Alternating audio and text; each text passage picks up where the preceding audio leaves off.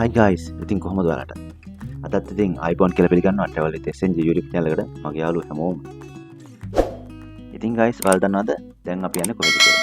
අපි යන්නේ පරවි දූපත බලන්න. පරවි දූපත තියෙන්නේ ලංකාවේ දකුණු කෙළවරේ. මාතර නගරේ.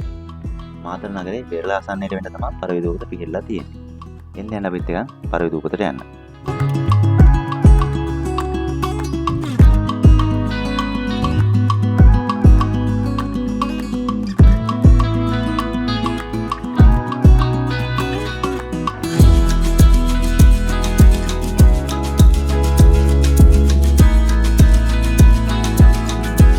guys පරවි දූපත කියන්නේ බෞද්ධ සිද්ධාස්ථානයක්. මේක පිහිටලා තියෙන මාතර නගරේ. මේක උපසම්පදා භික්ෂූන්ගේ සීමා මාලක විදිහට සැලකෙනවා. මේක දෙස් විදෙස් සංචාරකයන්ගේ ආකර්ෂණය දාගත්තු මහා ලස්සන තැනක්. ඒ ආකර්ෂණය දිනා ගන්න විශේෂ හේතුවක් තමයි මේක ලංකාවෙන් වෙන් වෙලා මුහුදට වෙන්න දූපතක් විදිහට පිහිටලා තියෙන එක. ඉතින් ළමයි පරවි දූපතේ වීඩියෝ එකේ අවසානය. මේ වීඩියෝ හොඳ නම් ලයික් එකක් කමෙන්ට් එකක් දාන්න අමතක කරන්න එපා. ඒත් එක්කම මගේ channel එක subscribe කරලා යට තියෙන bell icon එකත් ඔබලා තියාගන්න.